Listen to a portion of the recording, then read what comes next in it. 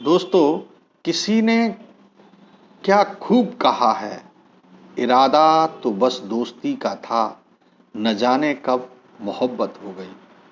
दोस्तों, आप कहानी सुन रहे हैं प्रमोद झा के साथ।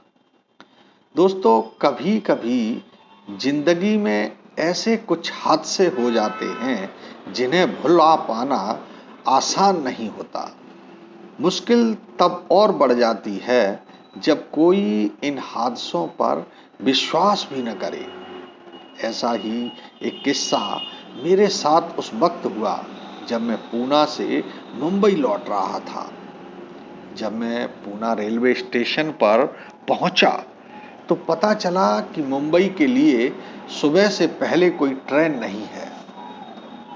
मैं परेशान होकर घूम रहा था, तभी पता चला कि मद्रास मेल लेट होने के कारण अभी आई नहीं है। मुझे उम्मीद की एक किरण जागी, चलो कम से कम कोई गाड़ी तो है जो मुझे मुंबई तक पहुंचा देगी। मैं खुश होकर मद्रास मेल का इंतजार प्लेटफॉर्म पर कर रहा था। तभी मेरे सामने एक भिखारी आकर के खड़ा हो गया। पहले तो मैंने कोई ध्यान नहीं दिया, पर कुछ देर बाद देखा तो वो मुझे ही घूर रहा था।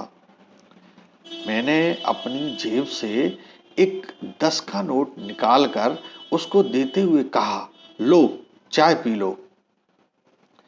उस भिखारी ने वो नोट लेकर मेरे सामने ही फाड़ दिया और मुझसे कहने लगा, तुम उस ट्रेन में मत बैठना। मुझे गुस्सा आ रहा था कि एक तो 10 का नोट फाड़ दिया और मेरी किस्मत अच्छी थी जो मद्रास में लेट हो गया, जिसकी वजह से मुझे वो गाड़ी पकड़ने के लिए मिल रही है। ऊपर से ये कह रहा कि उसमें मैं ना बैठूं। कुछ ही देर में मद्रास मेल प्लेटफॉर्म पर आ चुका था। मैं एक कम भीड़ वाला डिब्बा देखकर उसमें चढ़ गया। भीड़ काफी कम थी तो रात होने के बावजूद कई बर्थ खाली थी। मैं एक खिड़की वाली खाली सीट पर बैठ गया। ट्रेन चल चुकी थी, तभी मेरी नजर दरवाजे के पास खड़े उस भिखारी पर पड़ी जो मुझे इस ट्रेन में बैठने से मना कर रहा था। खैर, मैं उसे देखकर थोड़ा मुस्कुराते हुए सोच रहा था कि मुझे मना कर रहा था और खुद इसी ट्रेन में चढ़ गया। पर एक बात से हैरान था कि सीटें खाली होने के बाद भी वो किसी सीट पर बैठ नहीं रहा था। बहरहाल वो बाथरूम के पास ही खड़ा था। अब लगभग 1 बज चुका होगा। मैं बैठे बैठे ही झपकी ले रहा था। तभी मुझे किसी लड़की की एक चीख सुनाई दी, जिससे मेरी आंख खुल गई। मैंने बॉगी में देखा तो सब शांति से सो रहे थे। मैं उठकर बाथरूम की तरफ गया। वहां मैंने देखा कि 2 लड़के एक लड़की के साथ जबरदस्ती करने की कोशिश कर रहे हैं। मैंने उन लोगों को डांटते हुए कहा कि क्या कर रहे हो। तभी उस लड़की ने एक जोर की चीख के साथ उन दोनों लड़कों को ट्रेन से नीचे फेंक दिया। इसके बाद वो लड़की मेरी तरफ बढ़ी और उसने मेरी गर्दन पकड़ ली।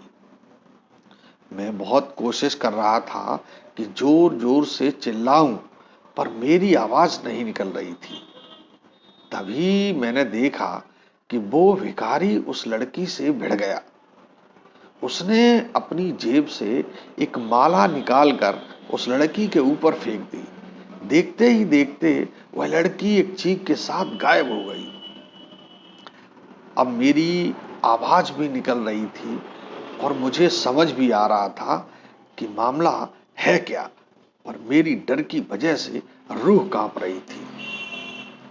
मैं उस भिखारी की तरफ बड़ी ही कृतज्ञता से देख रहा था। उसने मुझसे कहा, इसीलिए मना कर रहा था। इसके बाद करजत स्टेशन पर वो उतरकर चला गया। मैं आज भी जब कभी ट्रेन से सफर करता हूँ तो उस भिखारी बने बाबा को जरूर याद करता हूँ और अक्सर सोचता हूँ कि वो भिखारी था या भगवान। तो दोस्तों, सत्य तक पर हमारी ये कहानी कैसी लगी कमेंट करके कमेंट बॉक्स में जरूर बताना। और हाँ, अगर आपने अभी तक मेरा चैनल सब्सक्राइब नहीं किया है तो प्लीज कर दें ताकि कोई भी नई कहानी आप तक पहुंचती रहे। जय हिंद।